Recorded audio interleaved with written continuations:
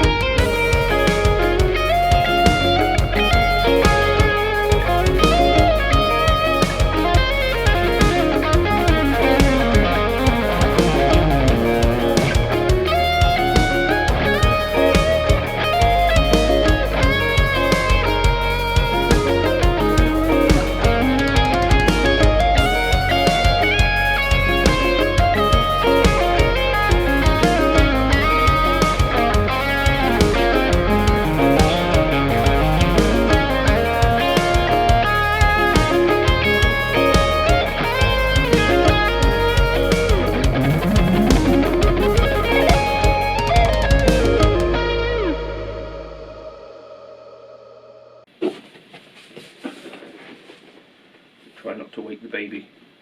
It's not worked, does it? Believe it or not, she stayed asleep. Time to wake up. Milk. I'm taking this PRS back to Tony tomorrow morning, or today is by the time I'm probably uploading this video. This is the 5310 kind of limited edition. I think one of the most attractive looking PRS type things that I've seen. Sort of McCarty-ish, custom 22-ish, obviously with the hardtail, and it was a limited edition specifically for these pickups, which Paul Reed Smith, they do an amount of these sort of limited edition guitars. And my opinion on PRS really, up until, well, actually, this has just reminded me. I used to always want a Les Paul guitar, and I went into the Manson's guitar shop, and I played a Les Paul, and I no longer wanted a Les Paul guitar. But what I did pick up off of the wall then, I think, was a sort of black PRS Custom 24.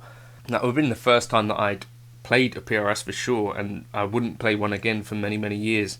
And I kind of decided that actually suited me. Years on, I bought a PRS DGT, which I actually didn't really get on with. I didn't think it had much mojo or much vibe, which is a thing that we're very much used to hearing about PRS guitars and stuff. I think if you feel that, you maybe haven't played the PRS that is right for you. And I think there probably is a bunch of people out there that there is a PRS that would suit them. Not that I have anything to do with the company or anything, but the reason that I've kind of changed my opinion on it a little bit is having played some of the more recent kind of Fender design guitars, or Fender guitars, and also some of the more recent Gibson guitars, like for example that Kirk Hammett Greenie. It's kind of made me feel like PRS are actually a little bit more justified in their pricing than I used to think they were. Now, you know, a Gibson Les Paul custom shop, which is not actually particularly custom, right? They just make them slightly closer to the old standards than they used to. Those are about £4,000, right? And, you know, I think those are probably really good guitars in the main. I'm not so sure that people think the same about the standard range, but, you know, everything now is more or less in line with what was used to be quite an expensive brand, PRS. Now most of the upper kind of priced brands are this kind of price range too, so it kind of, PRS doesn't even really look that expensive next to, say, a Murphy Lab or a Fender Custom Shop or Fender Master Built. It kind of, that's what apparently a US built top end guitar seems to cost these days. And I think it's in some ways kind of impressive that PRS are able to compete in that space at all, given I think Fender and Gibson have a little bit of an easier time because you've got so much heritage and so much history built in that those are the guitars that naturally people want to gravitate towards anyway, if that makes sense. So it's sort of like PRS, Ibanez have like a little bit of a uphill battle to try and compete with those top two brands, and I'm not sure, let me know your thoughts in the comments, whether Fender and Gibson are that necessarily in touch with what guitarists want these days. And we see, you know, a lot of promotion around these acoustic electric kind of hybrids, like the Acoustasonics, the Highway 1, or is it Highway, something like that they're called now as well. Lots of signature guitars for lots of artists per year, maybe some of them you've heard of, maybe some of them you haven't. Less collaborations with like the huge stars, so like people like John Mayer, Mark Lettieri, who kind of are perfect candidates to be Fender artists, have moved away to PRS. I'm presuming there's a financial reason for that, but also maybe they really do dig what PRS do. PRS sent me a Christmas card, which was nice, which had a lot of their employees signing in the middle of it. I think that must have been a photocopy, but in any case, I didn't get a Christmas card from Gibson or Fender. I think that's quite cool, especially considering the stuff that I said about the horse meat pedal.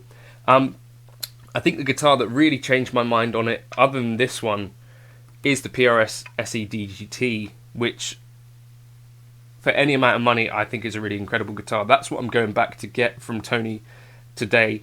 The neck is actually quite similar feeling to this. It's set up with 9s, I think, out of the factory. This has got 10s on it, I believe. But this is a really beautiful guitar. A bit of a rarer one, not that easy to come by, but plays fantastically well.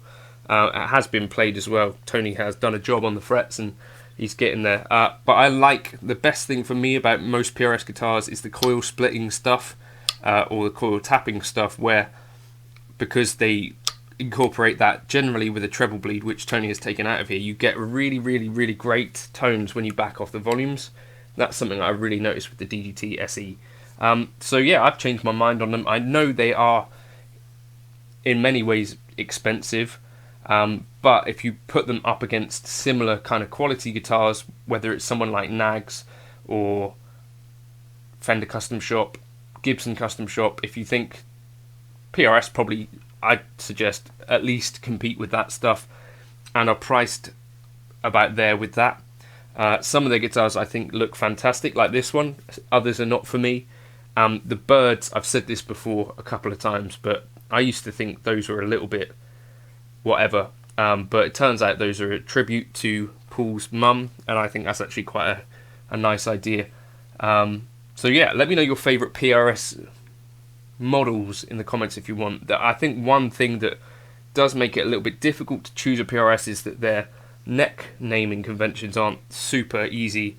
I think I'm a wide fat guy or a DGT type guy. This seems to be the neck shape that works for me best out of the PRS stuff. So yeah, choose the PRS, I guess. Any of their guitars that you think really stand out? I know the SE stuff is expensive for Indonesian made stuff, but the DGT that I settled on is a really, really great guitar. I bought that from Peach. I think Peach do a little bit of seem to do a little bit of extra legwork on their PRS guitars, so that might be the place in the UK that I might grab one if I was looking for one. Maybe. Let me know your thoughts in the comments.